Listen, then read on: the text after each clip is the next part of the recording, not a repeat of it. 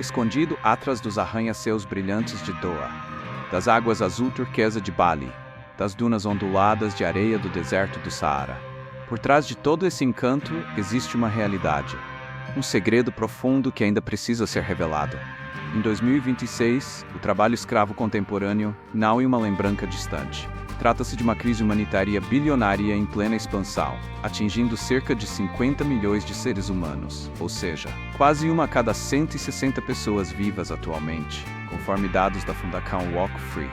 Dos fornos de tijolos no sul da Ásia aos complexos murados no sudeste asiático, das embarcações pesqueiras isoladas no Oceano Índico, às pedreiras cheias de poeira no Rajastão.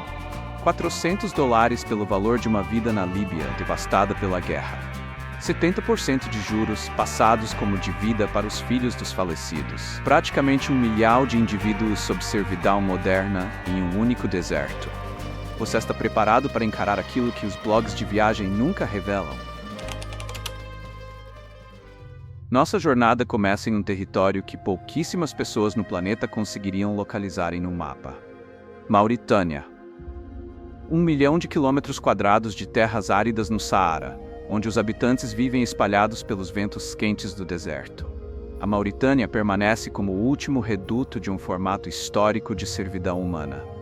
Não se trata apenas de exploração financeira ou tráfico. A Mauritânia foi o último território do planeta a abolir formalmente esse costume, mediante decreto presidencial no ano de 1981. Entretanto, manter outro indivíduo como posse só virou crime perante a lei em 2007, 26 anos depois. E durante todo esse tempo decorrido, menos de 10 processos chegaram de fato aos tribunais. O Relatório Global de Escravidão de 2023 da Fundação Walk Free posiciona a Mauritânia na terceira colocação mundial em proporção de servidão contemporânea, com cerca de 32 vítimas a cada 1.000 habitantes. Em termos estatísticos, 1 em cada 30 indivíduos que caminham pela capital, Nouakchott, enfrenta alguma forma de trabalho forçado. Estimativas mais contidas calculam 40 mil atingidos. Organizações sociais locais apontam até 900 mil. Um jornalista da CNN chamado John T. Zutter, em 2012, definiu a Mauritânia simplesmente como um território desconcertante e complexo. Esse silêncio é planejado de forma calculada. Repórteres que investigam o assunto precisam gravar depoimentos em sigilo absoluto, quase sempre na escuridão da madrugada, ou falar sob a vigilância de fiscais do Ministério das Comunicações. Ser visto com alguém que escapou desse cativeiro pode resultar em prisão imediata ou expulsão do país. E essa falta de voz não parte apenas do governo. Ela está entranhada profundamente no convívio social. Chefes de tribos, cidadãos comuns e até indivíduos mantidos nessa condição hereditária costumam negar a existência do fato. A divisão de castas entre os Bidan de pele clara, que detêm a autoridade, e os Haratin de pele escura, que servem, perdura por tantas gerações, que para a maioria das pessoas de ambos os lados, virou simplesmente o funcionamento normal do mundo. Se a Mauritânia esconde sua servidão hereditária, seu vizinho ao norte permitiu que outra prática retornasse abertamente sob a luz do dia. Líbia. Um litoral que outrora serviu de rota mediterrânea para mercadores romanos, onde um comércio diferente ressurgiu com força. A partir do colapso político ocorrido em 2011, o país acabou fragmentado por longos anos de conflitos internos, contando com 2 administrações rivais. Quando a governança desmorona por completo, o império da lei simplesmente desaparece. Redes de contrabando e facções armadas passam a ser a única autoridade real em vigor. O que ressurgiu ao lado desses grupos foi um fenômeno que a humanidade julgava extinto há séculos. Leilões públicos de seres humanos sem qualquer regulação. Uma equipe de jornalismo da CNN, chefiada pela repórter Nima El-Bajir, no ano de 2017, documentou essas vendas diante do mundo, onde homens e mulheres, em sua maioria migrantes vindos da África subsaariana, com o objetivo de alcançar a Europa, acabavam negociados feito mercadorias pelo valor irrisório de $400 americanos, uma quantia menor do que o custo de um telefone celular de última geração. E a realidade na Líbia não representa uma memória distante. De acordo com a Organização Internacional para as Migrações, apenas durante o ano de 2024, pelo menos 18 mil migrantes foram interceptados no oceano pela Guarda Costeira Líbia e mandados de volta para essas mesmas instalações fechadas. Mais de 1.500 outras pessoas perderam a vida durante a tentativa de travessia marítima. Viaje em direção ao Golfo Pérsico e você encontrará metrópoles com aparência futurista. Doha, Dubai, Abu Dhabi, construções imponentes de vidro e aço brotando direto da areia do deserto. A pergunta que os turistas quase nunca fazem é quem de fato assentou cada um daqueles tijolos. A explicação repousa em uma estrutura trabalhista fundamentada no apadrinhamento chamada kafala. Dentro do sistema kafala, o direito de permanência e atuação profissional de um migrante fica totalmente atrelado a um único fiador, normalmente a própria empresa contratante. Essas pessoas enfrentam barreiras severas para trocar de emprego ou para sair do país sem prévia autorização. Milhões desembarcam anualmente vindos de nações como Nepal, Bangladesh, Filipinas, Quênia e Etiópia. E já no saguão do aeroporto, seus passaportes costumam ser retidos de imediato. Muitos são transportados em ônibus até alojamentos operários isolados, bastante afastados dos bairros nobres que ajudaram a erguer. O calor ao ar livre ultrapassa rotineiramente a marca de 43,3 graus Celsius. Os pagamentos devidos frequentemente sofrem atrasos de vários meses. Uma investigação conduzida em fevereiro de 2021 pelo jornal The Guardian, apoiada em dados oficiais de embaixadas, estimou que acima de 6.500 trabalhadores migrantes oriundos do sul da Ásia perderam a vida no Catar entre o período de 2010 e a Copa do Mundo de 2022. Número este veementemente contestado pelas autoridades cataris. A Anistia Internacional revelou posteriormente que a grande maioria dessas mortes jamais passou por procedimentos de autópsia. Medidas de modernização chegaram a ser anunciadas. O governo do Catar determinou em 2020 a criação de um piso salarial obrigatório e extinguiu a exigência formal do documento de não objeção. Todavia, levantamentos recentes da Anistia Internacional demonstram que os empregadores continuam com o poder de registrar queixas criminais por abandono de posto. Essas alterações legais tocaram na estrutura do kafala, mas não foram capazes de erradicá-lo por completo. E o cenário ganha contornos ainda mais amplos por aqui. No ano de 2020, os Emirados Árabes Unidos confirmaram aportes de cerca de 2 bilhões de dólares em obras estruturais na Mauritânia, volume financeiro correspondente a aproximadamente 40% do produto interno anual daquela nação. Os países do Golfo entram com os recursos financeiros. O continente africano fornece a mão de obra trabalhadora. O silêncio compartilhado permanece como a principal moeda desse acordo comercial. As correntes que aprisionam em 2026 não utilizam elos de ferro pesado. Elas são formadas por folhas de contrato. E muitas vezes, tudo tem início em uma simples oportunidade de trabalho na internet. Cerca de 4.800 quilômetros a leste dali, nas regiões litorâneas do Camboja, um formato distinto de trabalho compulsório se desenvolveu. Um modelo que dispensa pedreiras ao sol ou lavouras abertas. Requer unicamente uma tela de computador portátil, portas trancadas por fora e metas numéricas diárias. No interior de complexos cercados em municípios como Sihanoukville, protegidos por muros altos de concreto e arame farpado, dezenas de milhares de jovens profissionais de diversos pontos da Ásia foram atraídos por anúncios virtuais de emprego, prometendo cargos no setor de marketing online. Assim que aterrissam no aeroporto internacional de Phnom Penh, seus documentos pessoais são confiscados pelos intermediários. Eles acabam levados diretamente para dentro das instalações vigiadas e não conseguem mais sair. São jornadas exaustivas de 16 horas diárias, fingindo relacionamentos amorosos pela internet, gerando laços de confiança com pessoas do mundo ocidental, para em seguida induzi-las a falsos investimentos em criptoativos que liquidam todo o dinheiro dessas vítimas. Deixar de bater o rendimento fixado para o dia acarreta punições severas no local.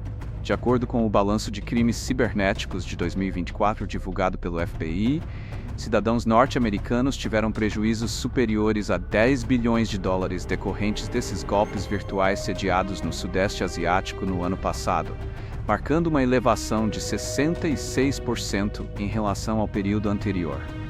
A Organização das Nações Unidas calcula que existam mais de 200 mil pessoas mantidas confinadas sob coação nesses centros espalhados por toda a região.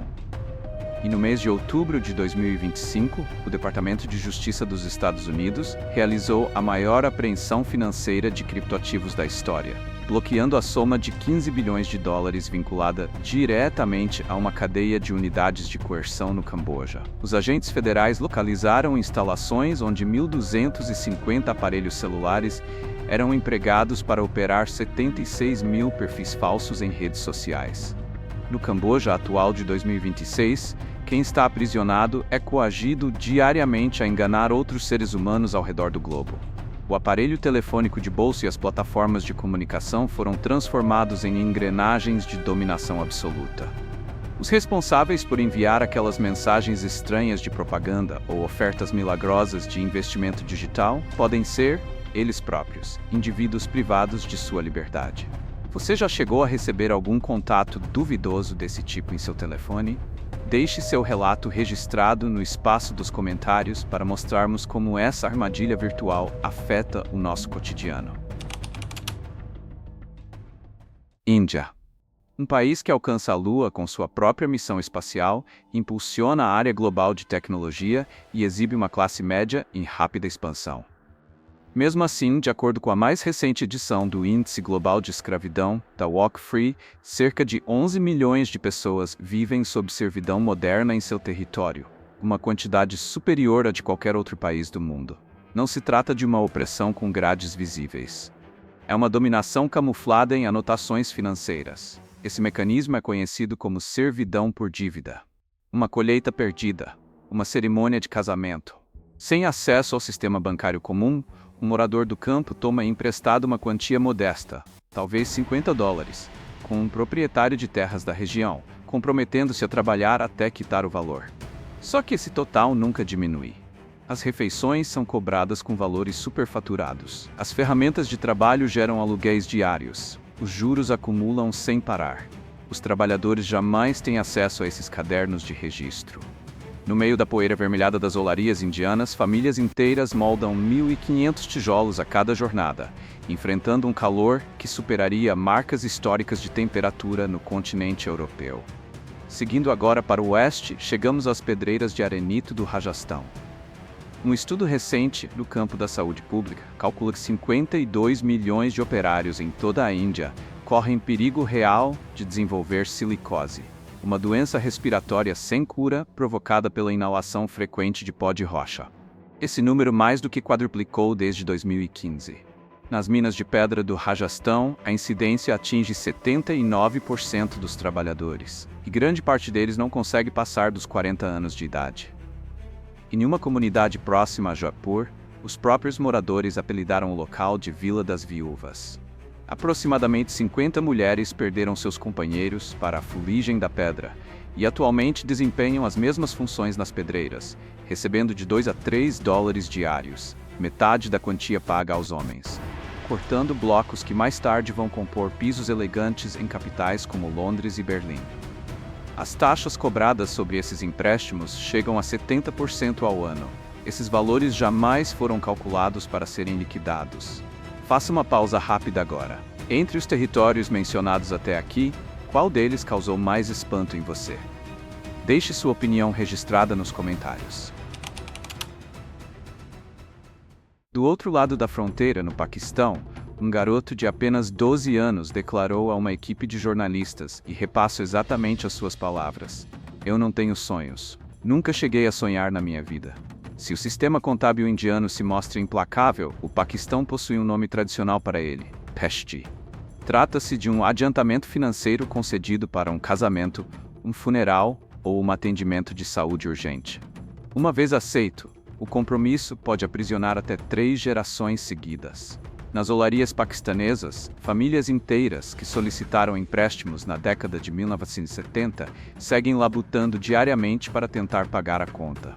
Uma reportagem investigativa, realizada por um grande canal financeiro norte-americano, registrou o cotidiano de um grupo familiar na província de Sindh.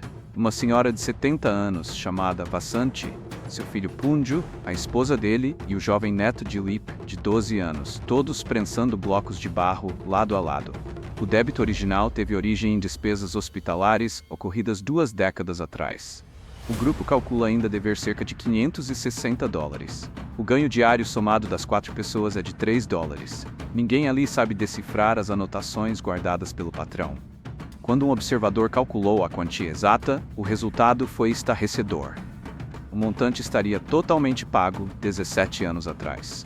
Por essa conta real, o dono da olaria reteve ilegalmente mais de $11 mil dessa única família.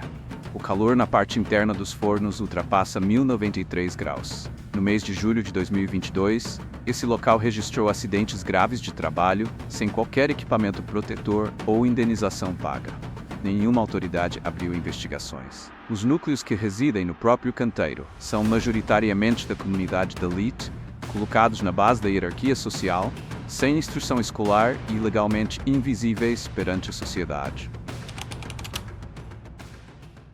Nosso caminho avança para o sul e leste agora, alcançando a maior floresta de manguezais de todo o planeta, os Sundarbans, situada na faixa de fronteira entre a Índia e Bangladesh.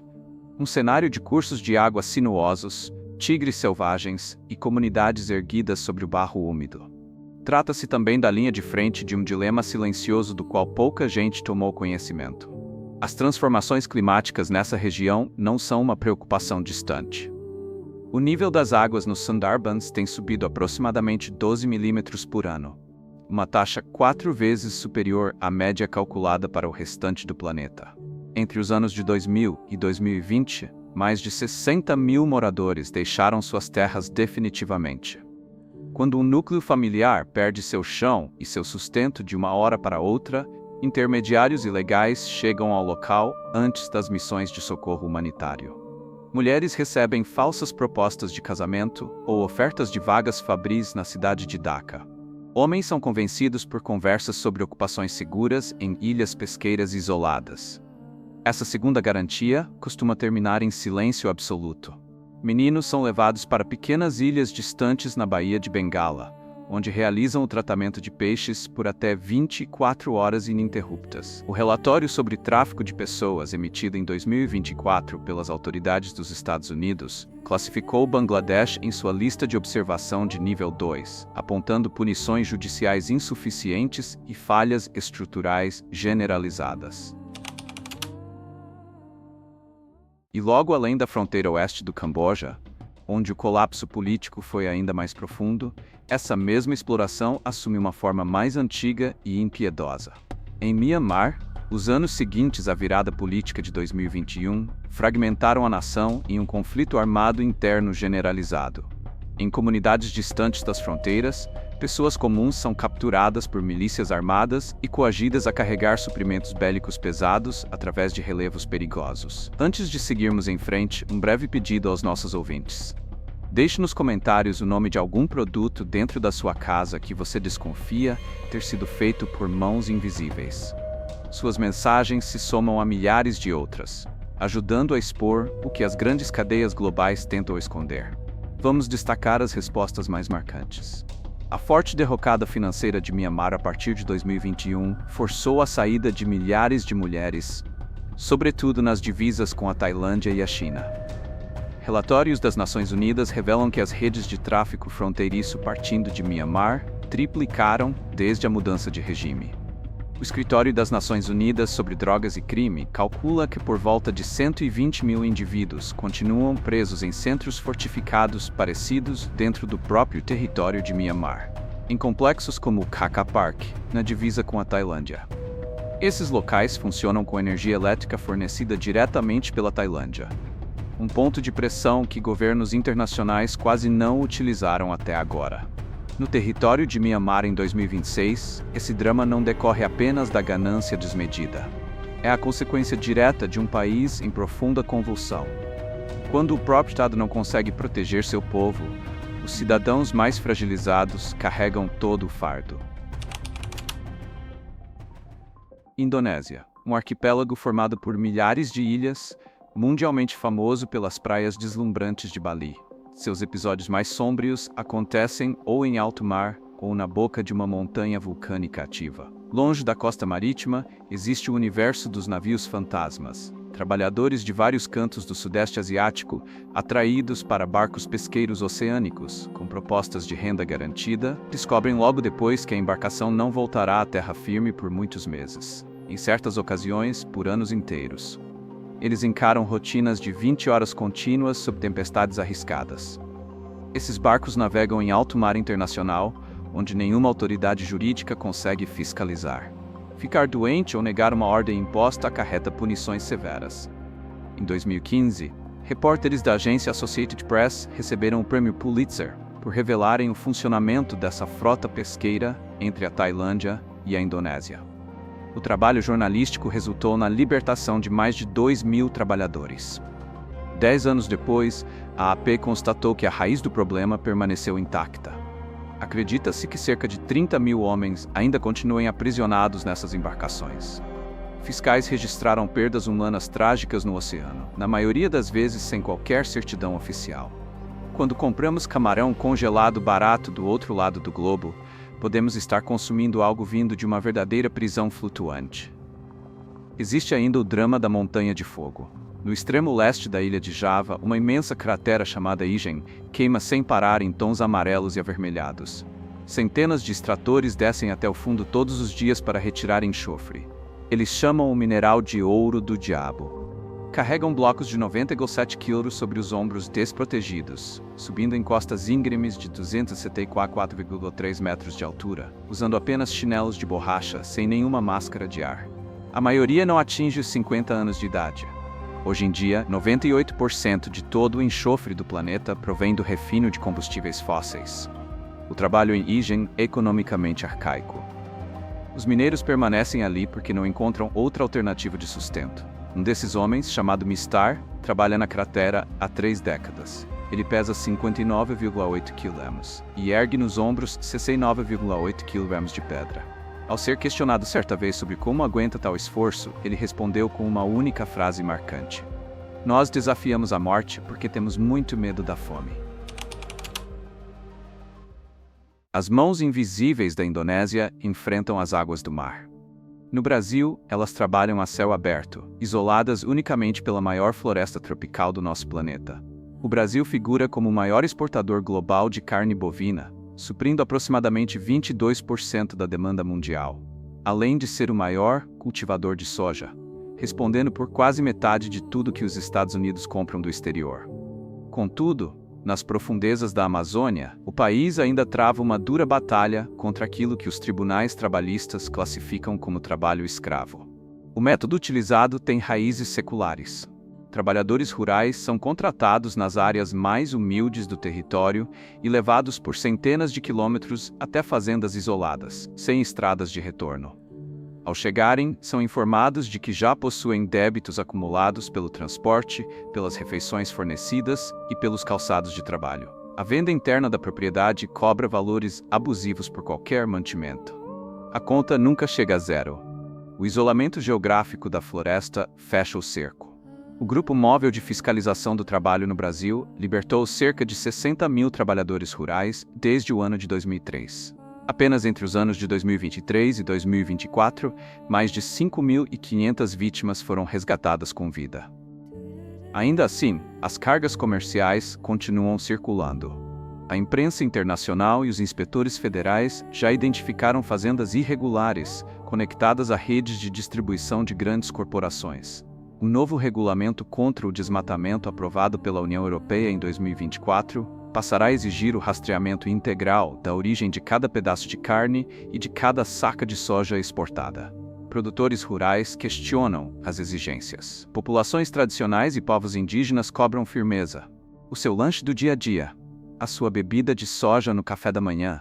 No coração silencioso da maior floresta do mundo, o resgate da dignidade humana tornou-se uma luta direta pela transparência nas prateleiras dos nossos supermercados. Nós já percorremos 9 nações até aqui. O retrato completo em 2026 reúne relatos que quase nunca chegam aos nossos ouvidos. No Afeganistão, a partir da reviravolta no poder em 2021, o território mergulhou em um dos cenários humanitários mais graves do planeta. De acordo com o relatório mundial de fevereiro de 2026 da Human Rights Watch, as proibições impostas ao público feminino continuaram aumentando. Mulheres do serviço público afastadas de seus postos em 2021 receberam o aviso em janeiro de 2026 de que seus vencimentos seriam cortados em definitivo. Desde setembro de 2025, mulheres, incluindo funcionárias da ONU, foram impedidas de entrar nos prédios das Nações Unidas. O levantamento mais recente da ONU estima que 21,9 milhões de afegãos dependem de auxílio de emergência. Existe também a situação na República Democrática do Congo. A RDC fornece cerca de 70% de todo o cobalto do planeta, o componente mineral essencial em qualquer aparelho celular moderno ou acumulador de energia automotivo. Em áreas de extração rudimentar, operários foram filmados cavando galerias manuais arriscadas, uma denúncia grave apresentada pela Anistia Internacional há muitos anos. Essa listagem se prolonga. Rumo ao Iêmen. Em direções do leste asiático, pelo Equador. Os nomes dos países mudam, a estrutura de opressão permanece idêntica. A grande questão atual não é descobrir em quais cantos o trabalho forçado ainda resiste. O ponto central é entender o motivo real, e essa explicação está muito mais próxima do nosso cotidiano do que podemos imaginar. Por que o trabalho análogo à escravidão persiste pleno no ano de 2026? O motivo real começa guardado bem dentro do seu próprio bolso. As jazidas de cobalto na RDC, onde trabalhadores vulneráveis foram registrados em escavações artesanais, são o custo oculto que a humanidade aceitou pagar pelo apelo sustentável dos carros elétricos e pela tecnologia dos aparelhos de ponta. As inovações que aplaudimos como as mais ecológicas ainda se apoiam no sacrifício das populações mais frágeis. A escravidão contemporânea não usa mais grades de metal. Ela se esconde em teias invisíveis de abastecimento. A segunda razão é bastante antiga. A miséria extrema colidindo com o consumo desmedido em escala mundial. Em todas as 10 nações mencionadas nesta jornada, as pessoas exploradas partilham da mesma dor inicial: o desespero diário. Quando não há comida para colocar à mesa, a promessa feita por um aliciador soa como uma bênção salvadora. A terceira causa é aquela verdade desconfortável que tentamos fingir não existir. O mito de que esse drama pertence somente a territórios pobres e distantes. Isso não é verdade. No centro do continente europeu, no sul da Itália, um esquema chamado caporalato se mantém ativo, usando trabalhadores migrantes vindos de toda a África e do leste europeu para colher cada tomate que vai parar no prato da sua refeição. Agenciadores cobram valores altos pelo transporte, pela água e pelo teto, pagando frequentemente aos trabalhadores menos de 4 euros por hora de serviço. O principal sindicato italiano calcula que 12.000 migrantes residam em acampamentos improvisados no meio dessas lavouras. A Fundação Walk Free, em seu relatório global de escravidão de 2023, dimensionou o tamanho desse desafio: 50 milhões de seres humanos sob servidão moderna em todo o mundo, um crescimento de 10 milhões desde 2016. Nenhum governo no planeta se encontra no caminho certo para atingir a meta fixada pela Organização das Nações Unidas de erradicar o trabalho escravo até 2030. Nós não estamos avançando, nós estamos perdendo espaço para a exploração. Aparecem alguns sinais de reação. A nova legislação contra o trabalho forçado da União Europeia, ratificada em 2024, concederá aos fiscais de alfândega o poder legal de barrar qualquer mercadoria fabricada sob coação humana. A norma norte-americana referente ao trabalho escravo em Xinjiang já promoveu a retenção de 3,7 bilhões de dólares em produtos suspeitos. Novas leis estão sendo redigidas. A fiscalização prática precisa acompanhar esse ritmo. O trabalho forçado em 2026 não depende de correntes de ferro fundido. Ele sobrevive em redes invisíveis de distribuição global. Essa engrenagem se alimenta do nosso silêncio diário. Qual postura de omissão você vai escolher romper a partir de hoje? Compartilhe este episódio para que mais pessoas analisem com atenção a real procedência de tudo aquilo que compram.